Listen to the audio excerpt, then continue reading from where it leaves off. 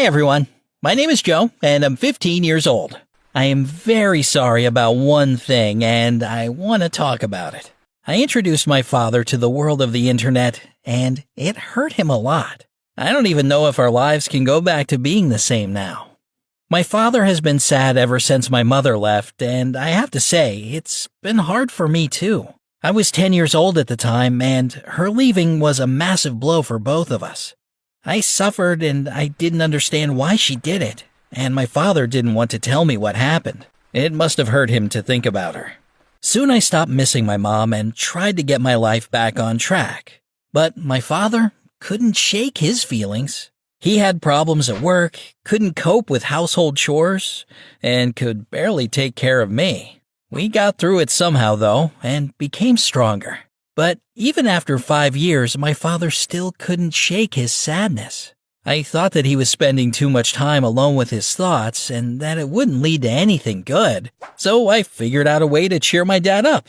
I gave him my iPad and taught him how to use it. I also registered my father on some popular social networks and showed him the world of YouTube. It was my way of dealing with his sadness. With the help of social networks, I communicated with friends and met a lot of new people, and there is content on YouTube for every taste. I could always distract myself from bad thoughts by watching videos. So this could be good for my dad too. And it was. My father was changing. He had the pleasure of communicating with his friends that he had lost contact with. He liked to watch different documentaries on YouTube and other stuff. But soon my father began to behave strangely. You'll understand what I'm talking about in a sec. It all started slowly. First, I saw he had taped the camera on his laptop. I even made a joke about it, but Dad didn't want to laugh at it. He really thought the camera could be easily hacked and that someone could be watching him. Look, maybe it's true, but who cares? I understand that it makes sense to hack a computer of a politician or some movie star, but who needs to keep an eye on my father? For what reason? To learn the secret ingredient of his signature macaroni and cheese? That's ridiculous. It's more cheese, by the way. But that was his opinion, and I couldn't change his mind. From time to time, he surprised me with some facts about the internet. Mostly, they were pieces of some conspiracy theories that were being tossed around out there. I admit that it sounded interesting, but I never believed in any of them. But my father was really worried about the fact that he believed that the state conducts total surveillance on all of us and uses our gadgets to do this. One time, he even had me convinced. He wanted to prove to me that we were being bugged and suggested we do an experiment.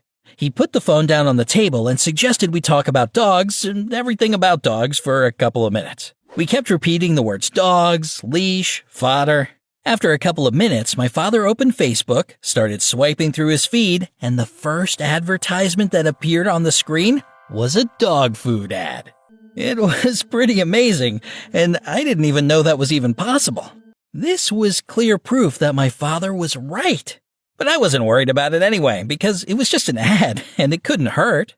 I think everything would have been fine, but all these scandals about information leaks from social networks in the public domain just proved that my dad was right. And every time, my father became more and more certain that we were being watched. New rules gradually appeared in our house. Dad blocked all the internet in the house so that I could only use it to study with his permission. Then we started putting our phones in a box so no one could overhear us. It was pretty inconvenient because I was communicating with my friends on the internet and Dad was depriving me of all this communication. The worst part was that I couldn't even argue with him. When I told my father that he was overreacting and worrying too much about it, he told me that I had already been brainwashed and that he was helping me. It was too much. It was like paranoia. His sense of caution had crossed all the lines. Soon he turned off the internet in the house and took my phone. Dad threw all the gadgets from our house into the trash. Now I didn't have my laptop or smartphone. Instead, Dad bought me an old push-button phone that didn't have internet. I mean, those things were popular like 20 years ago.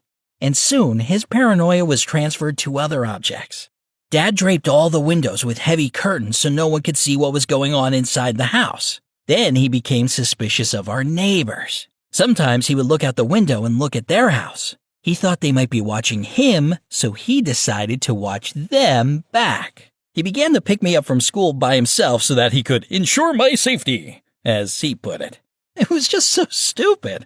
Plus, he had to constantly take time off from work, and he had a lot of problems because of it. I knew my father needed help, but I didn't know who to turn to. I couldn't even Google what to do in this situation. Imagine what a horror I must have been living in during this time. But soon, there was a turning point in my story. I was at school, in class, and suddenly my father came to pick me up. He said he had something important to do, and we went to the principal's office. Dad said he wanted to pick up my papers from school because he got a new position at work and we were going to move. At that moment, I thought, wow, did my dad finally change his mind and would everything get better soon?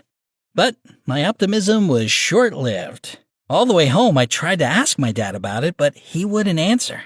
We packed our stuff, and it was late at night when we put everything in the car and left our town. We drove on the highway for several hours and then turned onto a country road.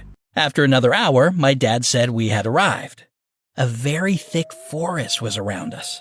I looked around and saw an old little house. Then my father told me the truth. The job move was just a cover. Like Dad said, we'd been bugged for a while, and he started noticing that he was being followed by some people. So he decided that we needed to run where no one could reach us. Now these agents, as he called them, had to be on the wrong track because he lied about moving at work and at my school. And now we were at this little house my dad and grandfather used like 20 years ago when they were hunting. We were going to stay here for a while until Dad came up with another plan. At that moment, I realized it wasn't just paranoia. Dad had lost his mind, and there was nothing I could do about it. I was hundreds of miles from my home, and I had no idea how far we were from civilization. From that moment on, my life became unbearable. There was no comfort in the house at all. There was no electricity, heat, or water. It was just a wooden box that I had to spend my time in. I tried to convince my dad that we needed to go home and that I needed to go back to school, but he just wouldn't listen to me. He believed that I had been brainwashed and that I didn't notice the total surveillance by the state for us. Honestly, I thought about running away, but that seemed reckless. There was all this dense forest all around us, and I didn't even know which way to go. I could easily get lost in the woods and starve to death if the wild animals didn't eat me first. Besides, I was afraid of my father. Sometimes he muttered things to himself, and sometimes he laughed softly and was glad that he could deceive everyone. But soon I had a chance to break out of this crazy trap. One morning we heard the voice of a stranger. He asked if anyone was here. It was a forest ranger or something, and he was wondering why we were here. Of course, my father suspected a trap and even introduced himself by another name. Soon the forest ranger was about to leave, but I had to ask him for help in some way. I quickly wrote the word help on a piece of paper and handed it to him when we said goodbye. It was my only ticket home, and I hoped this man wouldn't leave me in a lurch. Suddenly, my father said that we had been compromised because the ranger could be a government agent, so we had to leave quickly. He started packing our things in a rush, and I tried to stall, hoping that help was on the way. Half an hour later, we were getting into the car, but I lied and said I forgot something and ran back into the house. My father started to get angry, but I locked myself in the house, and I heard him screaming and begging me to come out. But suddenly, I heard the sound of a siren. The police had finally arrived. I went out and started waving at them, and my father snapped and ran into the woods. I've never seen a man as scared as my father was then. Several policemen tried to chase him, but soon they returned and said they had lost him. I was rescued and taken to the nearest police station to sort things out.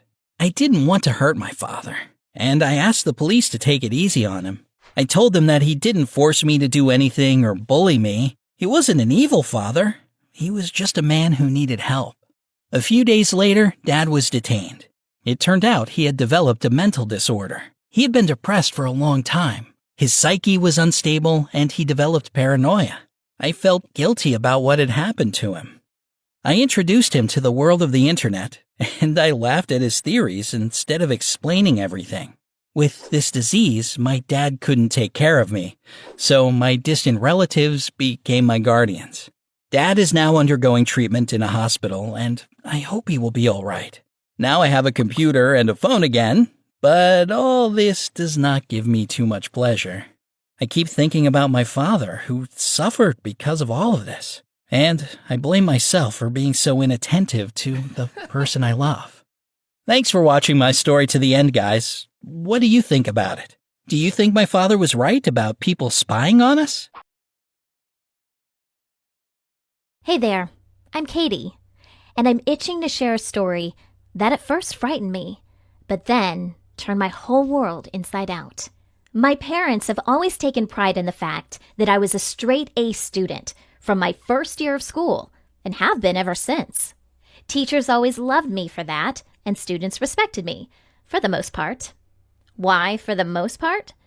Well, because there was this small portion of them who were actually intimidated by my odd sense of humor, or maybe my sarcastic personality.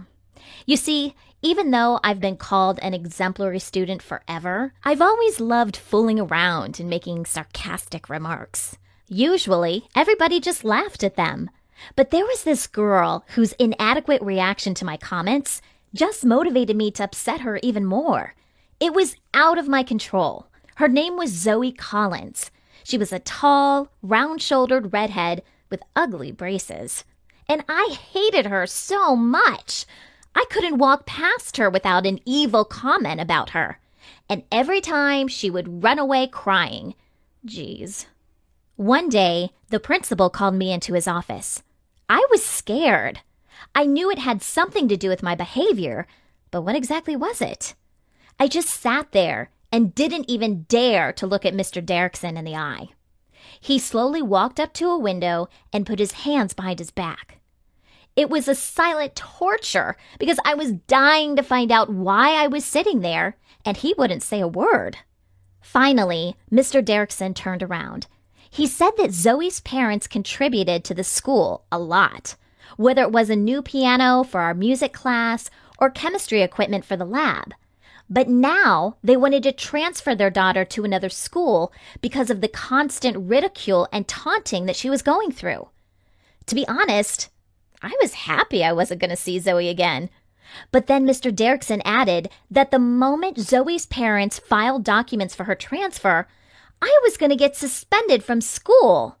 My heart started racing. I couldn't believe what Mr. Derrickson just said. What? Me? Suspended? This must be a joke. I didn't know what I was going to tell my mom and dad, so I broke down. Of course, I knew all of this was my fault, and I had been warned earlier that there would be consequences, but not suspension. Then, Mr. Derrickson told me that I still had a chance, because he couldn't let these decent people down just like that. I wiped my tears, and I listened carefully. He said that when he spoke with Zoe's parents earlier that day, he asked them to give our school one last chance, and they agreed. They gave Mr. Derrickson 1 week, and if nothing changed, they would transfer Zoe. So, your task is to protect Zoe and help her feel comfortable in this school, said Mr. Derrickson. No way! I freaked out. How could I possibly protect somebody that I myself hated the most? He said that either I do it or I leave the school. On the way back to the classroom, I stopped by the bathroom to get rid of my puffy eyes from crying. I was washing my face and thought, of all students, why me? And then I realized why. Everybody in the class respects me, and no one will confront me, meaning I've got the power to change the situation that Zoe is in. When I got back to the classroom, the math teacher told us to divide into groups of 4. Mrs. Dillingham usually did that when she wanted to give us extra difficult problems and wanted us to collaborate to solve them. Every team leader could choose one person per turn. Usually team leaders chose smart and popular students in the beginning. The rest waited. Even smart but unpopular students like Zoe waited until somebody finally chose them to simply fill up the group. That must have been frustrating. I immediately remembered that Zoe was great at math, and in the next second, my plan was ready. I was one of the team leaders, and I called Zoe's name in the first round. My friends couldn't believe it. No one could. Zoe just stared, with eyes full of fear. She was still annoying to me, but I did my best to look as welcoming and non-threatening as possible. Graceful as a baby giraffe, Zoe stood up, walked unsurely across the class, and sat next to me. Soon, after all the teams were formed, Mrs. Dillingham gave us the problems to solve. I told Zoe not to worry. When time ran out, it turned out that our team was the only one to solve all the problems. I told the teacher and the class that we managed to pull it all off thanks to Zoe, which was actually true. The other students cheered her on, and for the first time, I saw Zoe smile, and I felt kind of happy for her. This is how I started helping Zoe create a positive image for herself in the class. In less than a month, Zoe got noticeably more confident. She really changed a lot emotionally and physically. She's no longer that clumsy weirdo she used to be, and to my surprise, I don't hate her anymore. It's not like we became BFFs, but I can clearly call her a friend now. And I regret that I did all those bad things to her. I wonder how I could have been so cruel to such a nice and smart person like Zoe. Anyway, I'll do whatever I can to make it up to her. Oh, and by the way, Zoe's parents changed their mind about transferring her to a different school, meaning there's nothing I need to be afraid of. However, I was a little unsure of whether Mr. Derrickson was going to suspend me anyway, and I'm not even sure if Zoe's parents were going to transfer her at all. This might have been Mr. Derrickson's tricky plan. Who knows? Anyway, I don't regret it because I realize how wrong I was about Zoe.